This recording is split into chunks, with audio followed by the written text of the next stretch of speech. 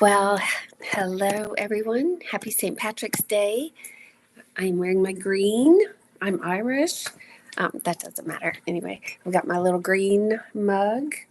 So, green has always been my favorite color. So, I love this day just because of that.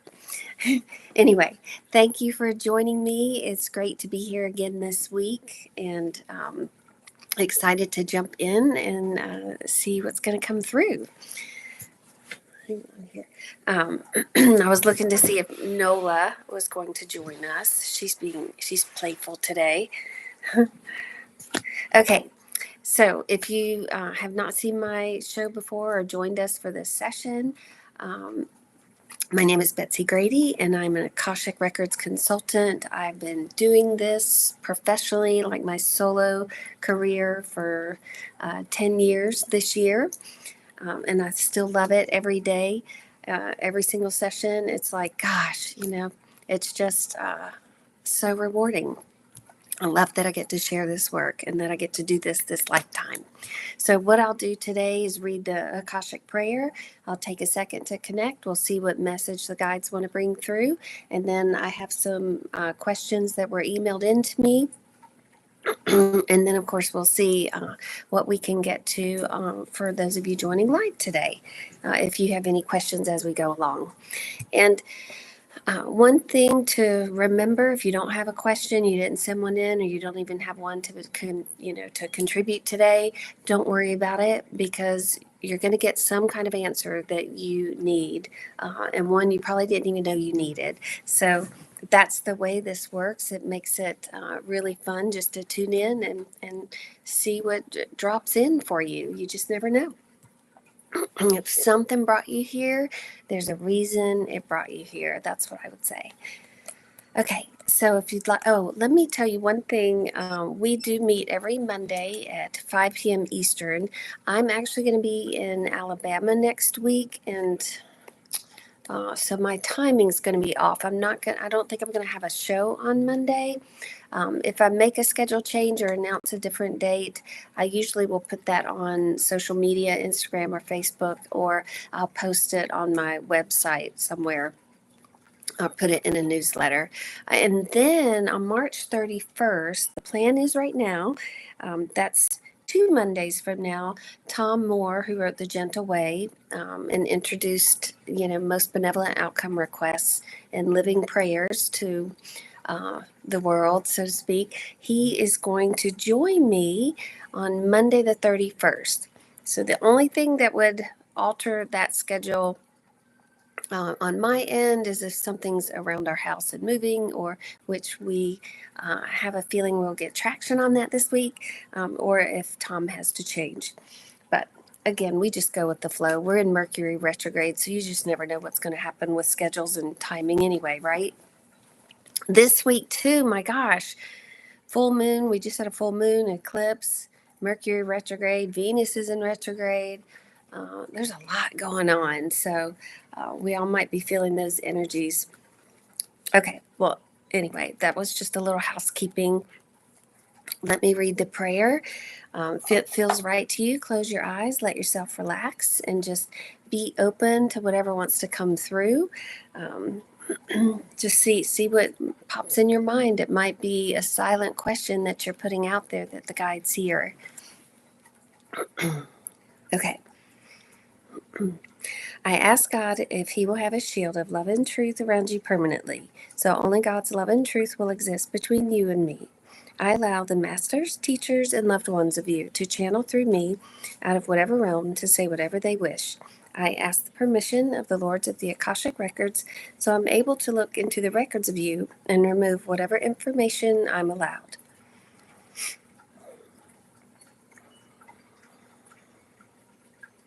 Okay.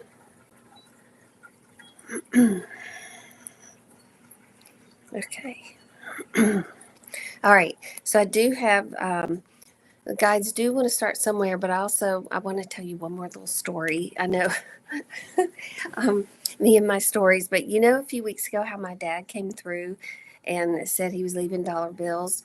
Well, my sister was in town, but she was staying with my sister-in-law that night, so she missed our session that evening. So when she got here that week, I had said, "Oh, Dad came through and, blah, blah, blah," got emotional, but he brought up the leaving dollars again. And my sister, Kelly, says, "Well, I want to find a dollar." And I was like, "Well, I'm sure you will." So anyway, she was here for me that week. And then when she left here, she was headed to another friend's that she was going to spend a few days with. And her friend only had one thing going on during the week, which was a Rotary Club meeting, and she invited my sister to go with her.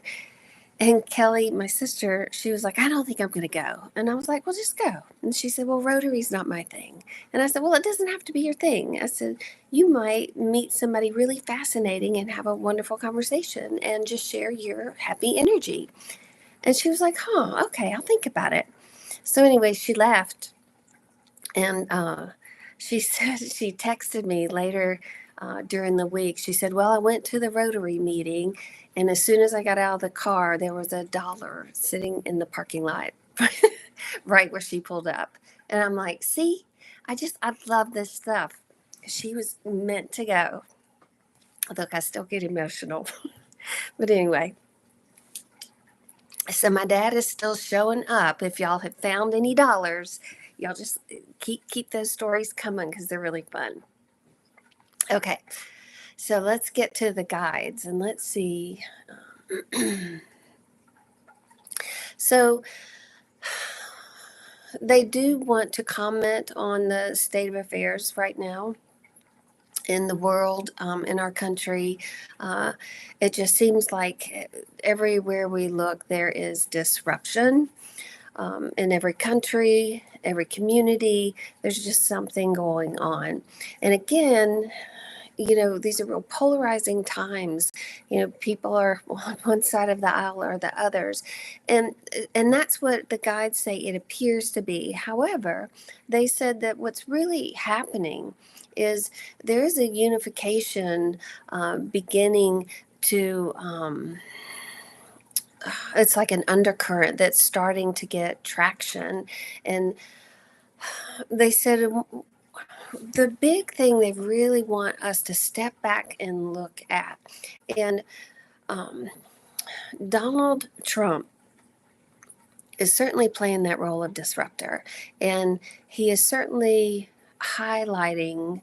And if y'all have watched these shows before, you've heard me talk about it, the victim triangle dynamic. It's a subconscious, program that runs in our minds, and it is we get it in childhood. It's passed on through the generations. Think of it as a vibration that is just passed on and passed on until somebody figures it out and does their work around it. But it's huge. And so remember, the victim triangle is the rescuer, the victim, and the persecutor. And that dynamic is being so played out by Trump. And just the language that he uses, and he's often in that attack mode, that persecutor role, and you know and he's often in that victim, blame, and he touted himself as a rescuer for, certain individuals, certain communities, this, that, and the other. So he really is a master of this dynamic. And so what he's really doing on a bigger picture is highlighting this dynamic for people to see and for people to understand, because it is at the heart of so many issues for so many people. And once you become aware that triangle, that pattern is active, and you liberate yourself from it, it's like, oh my gosh, life just becomes so beautiful. And it's not that you're not going to have work to do, but you're not paralyzed by these three different patterns, and you're not stuck in the reactive, patterns that each one of those bring to the table. And so it's a big deal that he's highlighting this. And at the same time, the people, the communities, the individuals, just whomever it might be that's getting persecuted right now, what's so interesting is that two things are happening. Their stories are being highlighted. So they're actually getting that more attention than they would have ever gotten if they weren't going through this. And so some really cool people are finally getting their stories out there. And yeah, it's kind of a backwards way to do it, but it's almost like the Trump administration is putting a spotlight on certain people and groups, whatever. But what's happening is their stories are getting told. And that spotlight is allowing them to shine and stand in their power. So it's kind of, you know, it's having an adverse, I would say, effect than Trump probably wants or his administration probably is aiming for. And yet, you know, what's happening is all these people are learning to stand in their power. And that's really what the victim triangle is about. That triangle is basically saying, I'm powerless. I'm powerless to my situation. And either I need somebody to rescue me from it, or I'm just stuck in this, or I am pissed off. You know, that's all three. But the basis of that is feeling powerless, powerless in your life, powerless in your situation, whatever it might be, and feeling powerless to change it. And so by people getting persecuted, people getting attacked, or people being victimized, or whatever that's looking like, what's happening is they're realizing they do have power. And they're realizing, you know, even these other countries that have been allies of ours, you know, that relationship has become so fraught. They're realizing they don't need us as much as they thought they did, you know, or they took their relationship with the US, you know, for granted. They would always be there for you. And in that, maybe they focused on other things, but you know what, now that that relationship has a lot of uncertainty, these other countries are really finding their power. And these individuals are finding their power, their stories are getting told, and it's really a fascinating time to watch. And again, it's like, be open to the stories, you know, celebrate people finding their power. And then you look at all the people coming together and uniting in that sense of power. And you know, ultimately we are humans and we have a moral compass. We have feelings, you know, 99% of us do.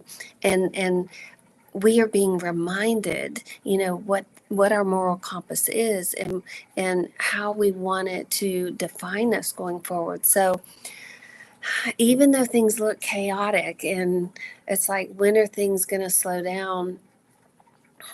You know, that's not the point of it. The point is the awareness of the victim dynamic and people finding their power. So it's really such a big thing that's going on. And you know, honestly, this would not have happened if Kamala Harris had won. It would have been more. It would have been chaos in a different way. I mean, this is really outrageous. Don't get me wrong. The changes that we're watching happen, yet ultimately people are going to be stronger, communities are going to be stronger, and our moral compass is going to be so defined. And I just think, well, me personally, that's a really exciting thing to watch, even as painful as some of these things are to listen to hear. I keep reminding myself, look at that big picture. Look at the big picture. You know, it's not done yet. This turmoil is not done yet. Now,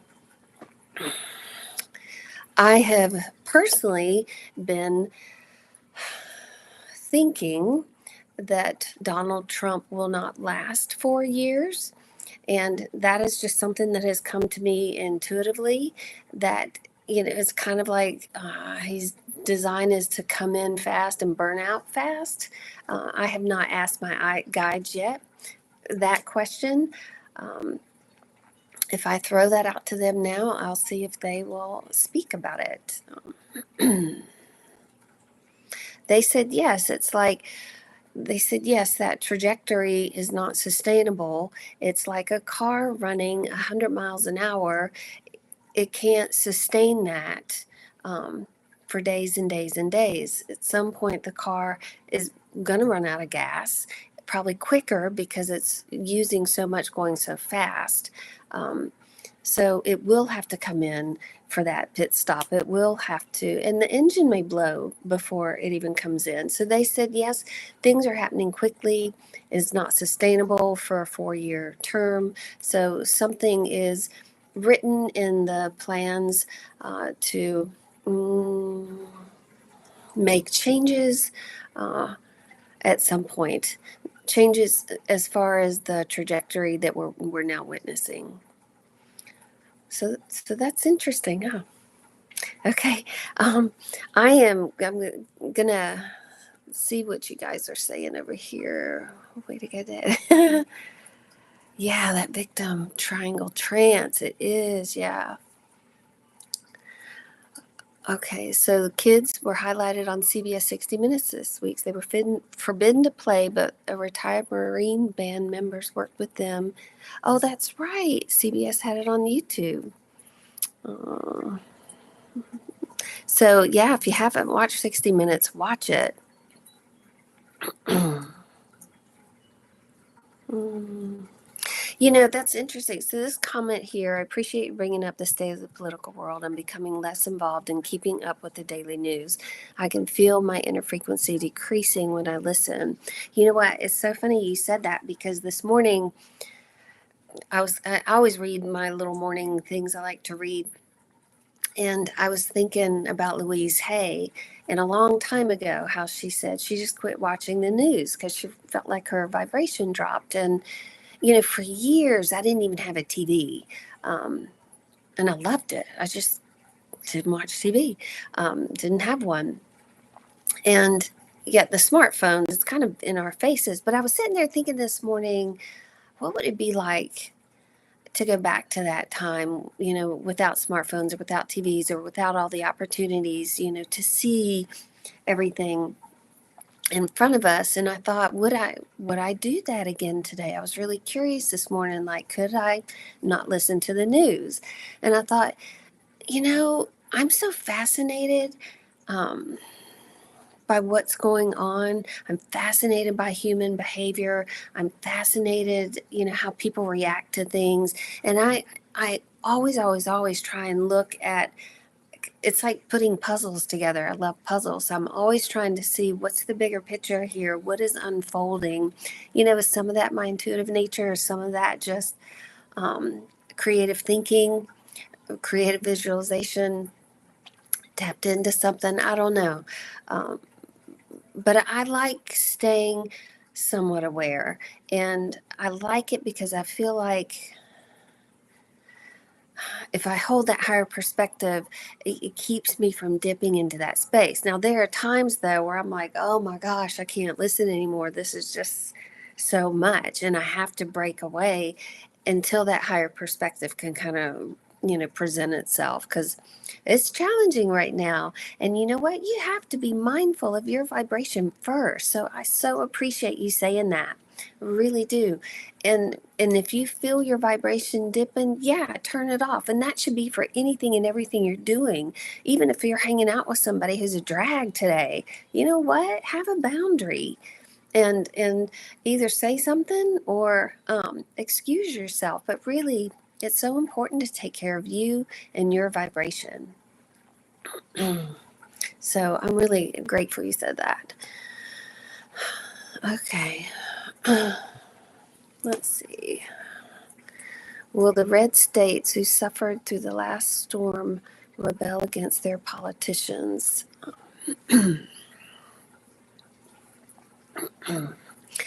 Well, yeah, you know, people are waking up everywhere. And again, it's like everybody's got a moral compass, and everybody's being affected. So, absolutely. And, you know, just gosh, prayers and whatever is needed for all those that were just affected by even more storms.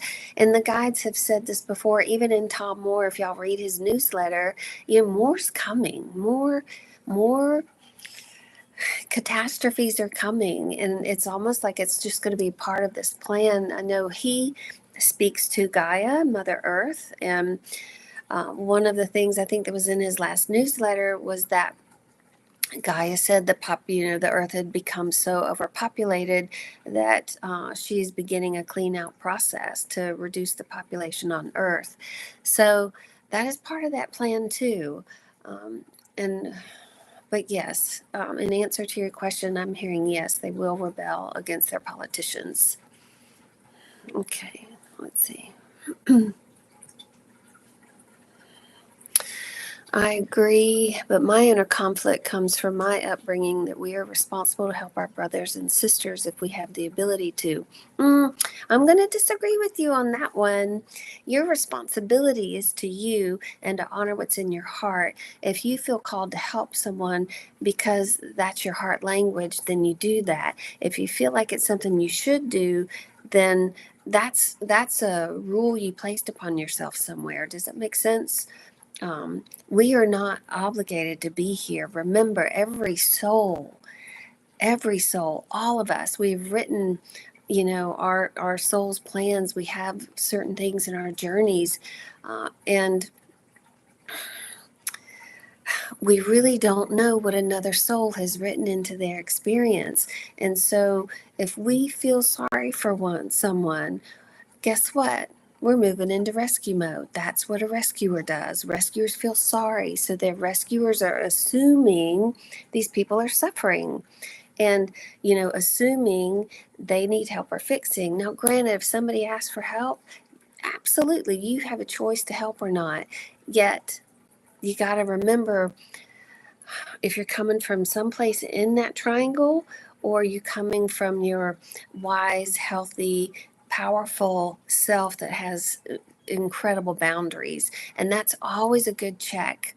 And really, just rule of thumb, you feel sorry for someone, I don't care if it's a plant, an animal, a person, a building, it's like you see things you want to fix, you feel sorry for it, you want to restore it. You have to be aware that's a rescuer energy. Rescuers are wired to look for problems. They are wired to look for things to fix. And they often see solutions, yet it's a solution that they came up with and may not be the solution that somebody else needs. Does that make sense? This is such good stuff. I love your comments, you guys. Okay, this is a good question too. Is there a guardian angel or being that is put in charge over each country? If so, what's the spiritual purpose behind the divine allowing this current presidency for the U.S.? Well,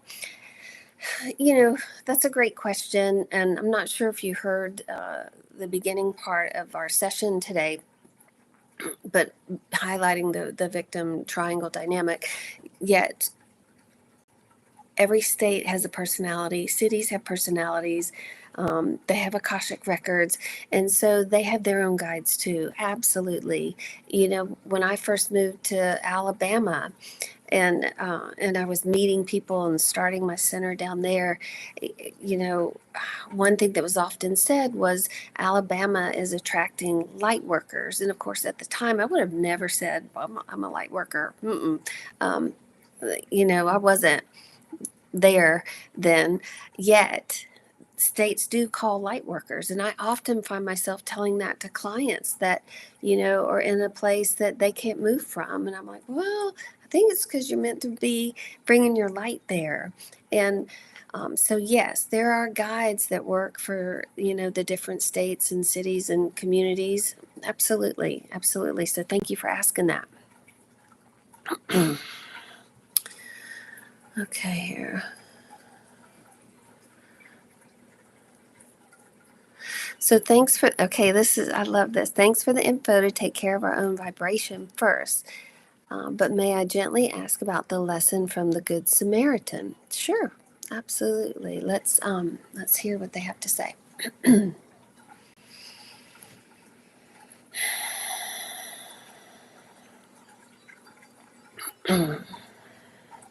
All right, hang on one second here.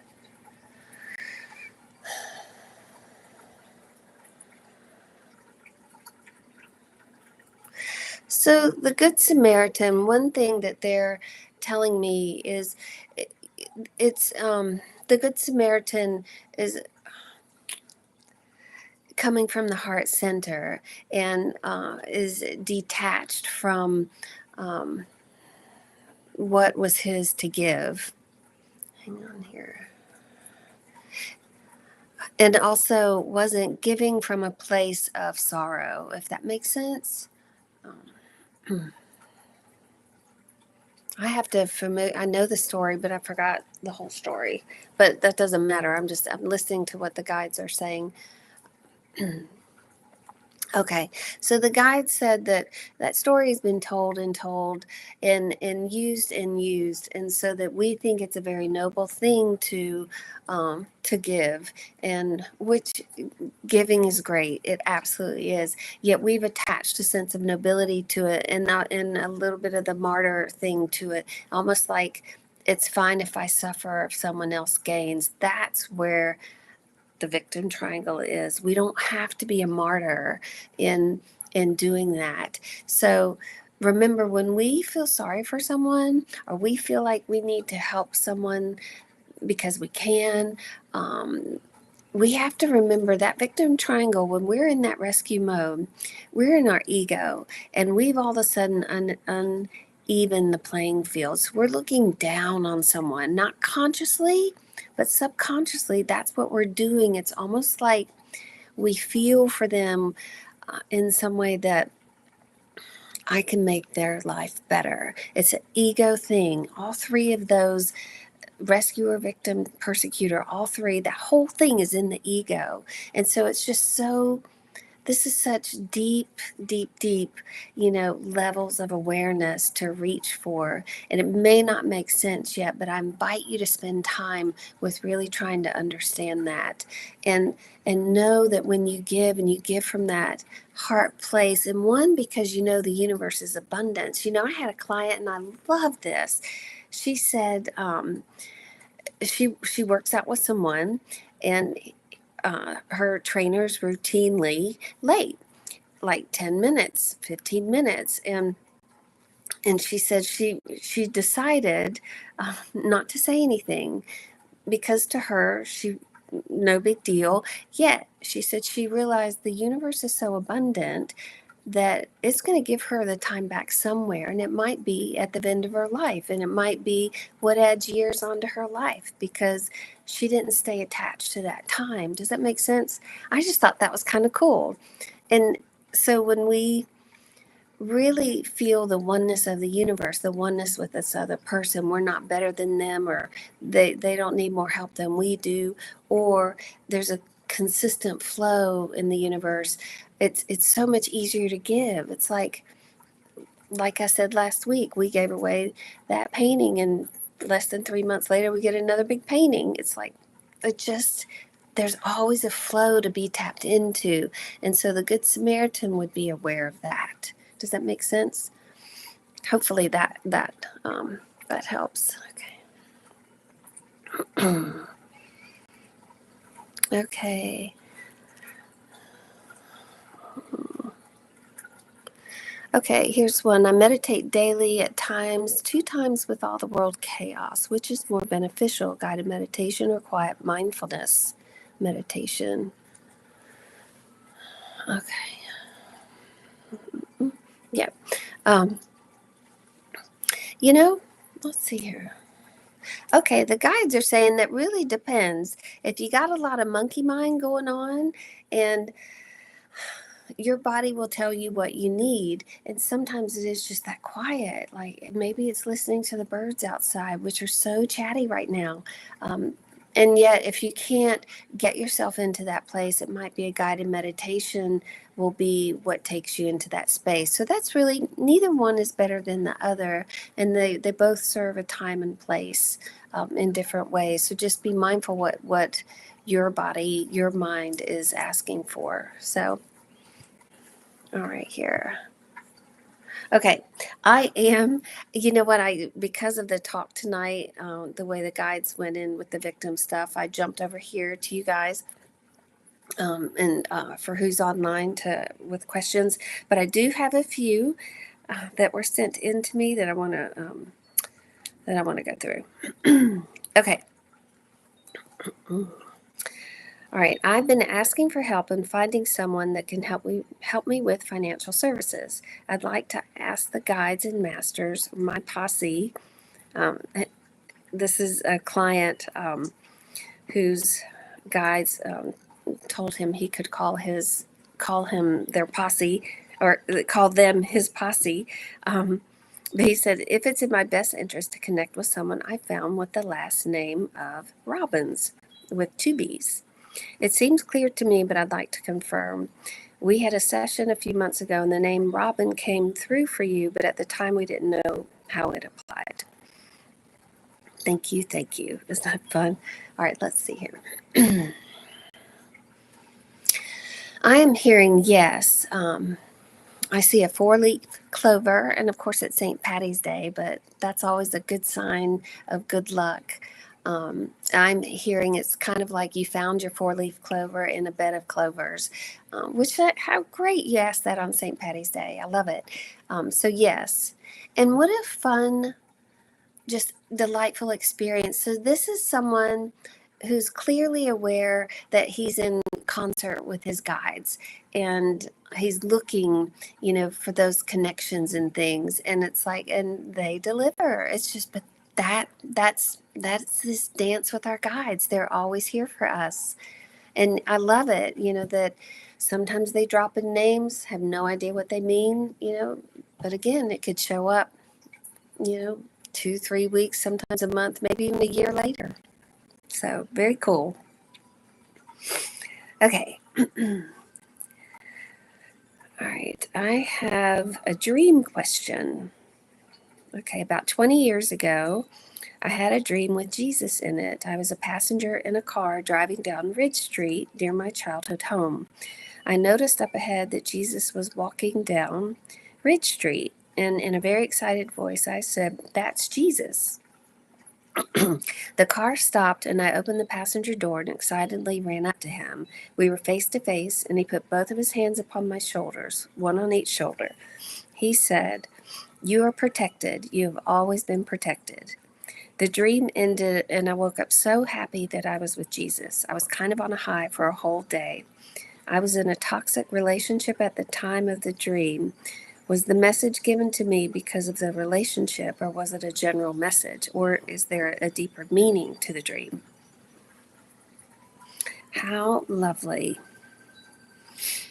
Okay, let's see here.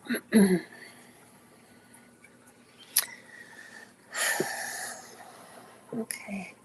So, yeah, one thing the guides wanted to take a minute and answer this for everyone. They said to remember that Jesus is an ascended master, and there are other ascended masters as well. And we are most familiar with Jesus, especially here in our country, and so it's special to dream of Jesus, someone like him, and what he represents.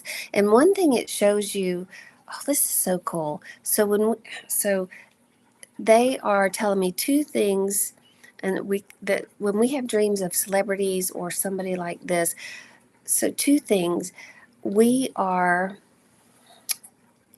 in that dream acknowledging that something within us is lining up with the energy of that celebrity or that being, so to speak. So Jesus even, which means, so we are in alignment with them. We are we are having a moment with them, which means our energy is matching. And so part of that dream for you in particular is suggesting, yes, Jesus came to show you in your dream that you're always protected. That message was so clear, and that is something to take with you for the rest of your life. And also at the same time to let you know that you can line up with that energy, that same divine energy. And it's like Jesus saying, I'm here with you. I mean, gosh, but that is the essence of the divine. It's your divineness lining up with what he represents in that divine. It's all the same. Does that make sense? So it's a really powerful dream. And it was also meant to really remind you of your power. You are a divine being. You invite this divine energy. Well, you might not have consciously invited it, but it comes in your dream. It's to remember you're divine, to remember this happened. There's some magic there. And it also just encourages you to have a little bit more of that magic in life, if that makes sense. So remember, when we dream those dreams, on one level, it's because we're lining up with what they represent. We're connecting with it. Again, it's in the subconscious. But dreams never come to tell us something we don't know. I mean, dreams always come to tell us something we don't know. And so you needed that encouragement, that validation at the time. But think of that now going forward, if you have a dream like that. What better person, to come through and tell you that you're protected? That feels like you got a gift for life in that. So thank you for asking that. Oh, and yes, it was at the time to give you that reassurance on that toxic relationship. Absolutely.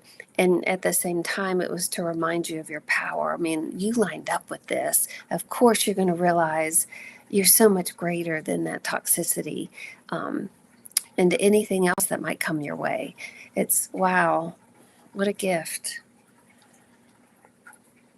Okay. All right. So 2 questions. This is related to animals. Okay. Are the souls of animals the same level of intelligence or soul hierarchy per se as those of humans? And in one lifetime, can the soul of a dog who's passed return a second time in a different dog to the same person? Okay. I'm looking at the first question. Souls of same level of intelligence, soul hierarchy per se as those of humans. Well, yes, many people would say animals have a much higher consciousness than humans. And that's because they don't, well, and some people might debate this.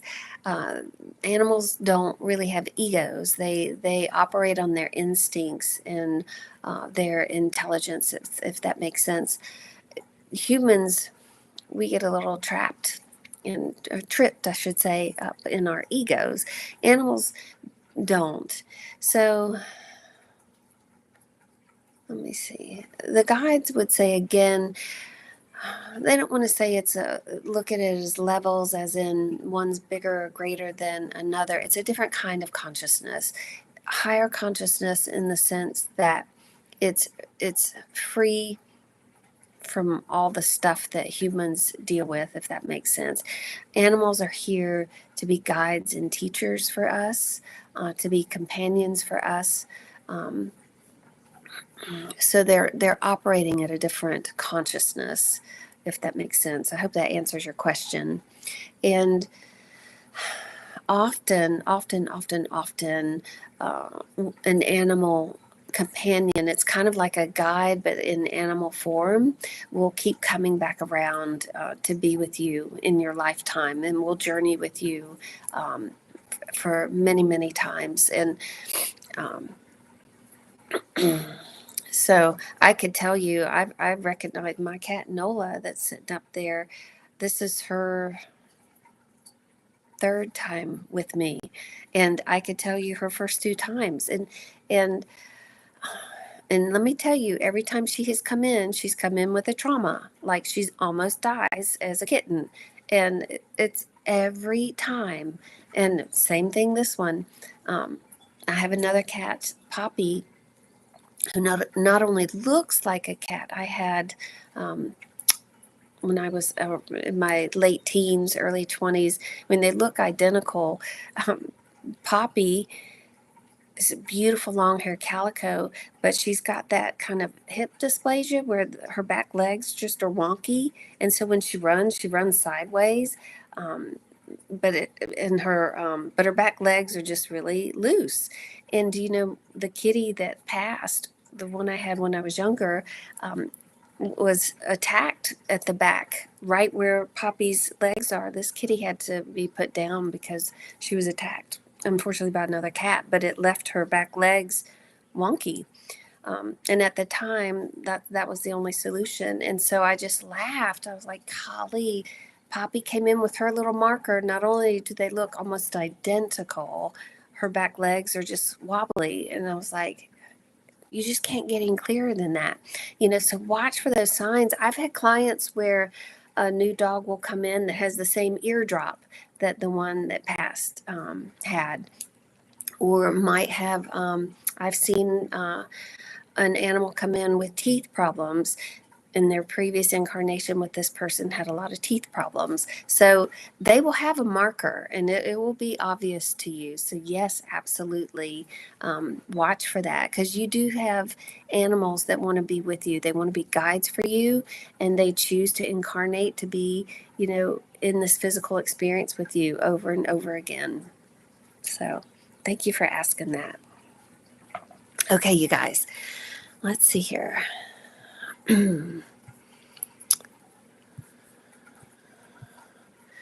right, I love these comments here. Let me see here. All right, I have a very long and broad birthmark that covers my throat all the way to my chest. Is there any spiritual meaning or sign behind this? Does it have to do with the past life injury or my purpose? Okay, interesting. Isn't that so interesting? You think the throat chakra and the heart chakra, and you've got a line there connecting you. I would say, yes, that's a past life trauma. And you might have not had any, you might have suffered this trauma and immediately incarnated into this lifetime without any interim in between. Often that's why those birthmarks are so pronounced in there. So that past life would probably be worth exploring. I am hearing you are meant to, this is really cool, your voice needs to be the voice of your heart. And again, that's for all of us. But what they're saying is this line is almost like a bridge between your heart and your voice. And you're meant to, there's something, communicate, sing, speak, lead, teach, I'm not sure, heart messages, if that makes sense. And that mark is there to remind you to live in both. But you're here to create. You know, the throat chakra is also not just our communication, but it is creative expression as well. So what do you need to give voice to that's in your heart? That's something that's really important to think about for your lifetime, this lifetime. Okay. May I ask for a message in my spiritual connection to maternal grandfather? Never knew him, passed when I was little, but was first significant clairvoyant at 12. Okay, and then let's see. I'm curious of the grandfather's opinion of the Ukrainian war. His family fled the area when he was just 5 in 1900. One uncle remained. I've not been able to locate. All right, let's see here. Wow.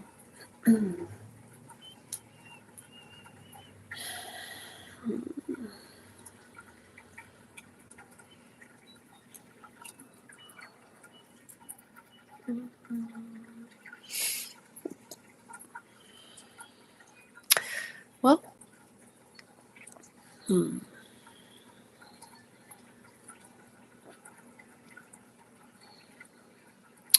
I cannot quite grab this because I keep going back and forth to Ukraine, then to today, to also where your grandfather is today, and his soul has reincarnated. Um, Hang on, it feels like, hang on one second here. I'm not sure if you have a brother. Give me one second. There's something with a brother. Here. I keep hearing 2 away from your immediate family. Your grandfather seems to be in 2 away from your immediate family. So I'm not sure what that means, how that relates, but I feel like he's also playing a role in being very touched.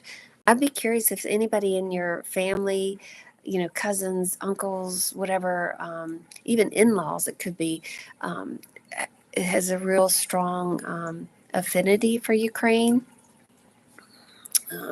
Has the flag out, maybe sending help in some way, or maybe taking in a Ukrainian, refugees. I'm not sure, but I would say there's a marker of that too, somewhere close to you.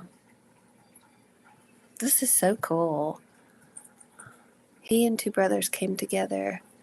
Oh, yeah. Well, it's funny. They never go away, and even though like you didn't meet him in person, like you said, he played a music box for you recently. It just started playing. I'm telling you, they are still there. If you're thinking of them, it's probably because they're trying to let you know they're around. So just, yeah, they never go anywhere. They may reincarnate, but the soul essence of them, as your grandfather or whatever role they played, that you knew them in that lifetime, that essence will still exist. So this is so cool. Okay, you guys, what a wonderful check-in. Thank you again for all of your fabulous questions. I love it. Oh, wait, let's see here. Okay, here's what I have to share this. That's so funny about dreams and celebrities. Sunday morning, I dreamt George Clooney said to me that I could have anything I wanted. I said to him that hasn't been my reality, and then I cried. Oh, see? Oh, I love it. Then you know what? You need to channel your inner celebrity. And maybe it needs to be George Clooney. Like, what does he represent to you? Is he funny? He's just successful or whatever he represents to you. That was an invitation for you to channel your inner celebrity, because I would say you really can have anything you want. That's so cool. Okay, you guys, this was really lovely.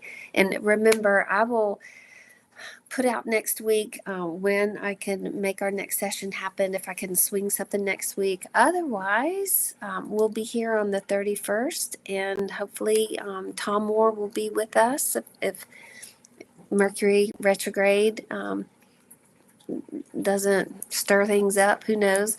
But y'all be mindful out there. It's Mercury retrograde. Anything can happen. And what else? When's the eclipse? There's another eclipse coming. I guess that's in April. Anyway, we don't have to worry about that yet, do we? All right, so y'all be safe today. Hold that higher perspective. Let your light shine. Whatever you need to speak from your heart, whether it's in your mind, whether you write it, be mindful of that too, and find all those ways to honor yourself and your vibration. And again, thank you so much for sharing. And I didn't get my little cards. Let me hang on now. Let me see here. Well, you know what? Why don't we do a flower card? We haven't done the flowers yet. And then it'll be fun to see if we actually see that flower in our week. Let me see here. Okay, what flower energy is available to all of us this week? Oh, wow. It's the Gerber daisy. Balance friendships. says your friendships work best when there's an equal share of giving and receiving. Isn't that funny? We're talking about giving. Well, and Gerber daisies are just so happy. Okay, you guys, have a wonderful week, and I look forward to our next time. Remember, if you want to send questions to me, email them to Betsey, Betsey, at betseygrady.com. And I'll see you soon. All right, thanks.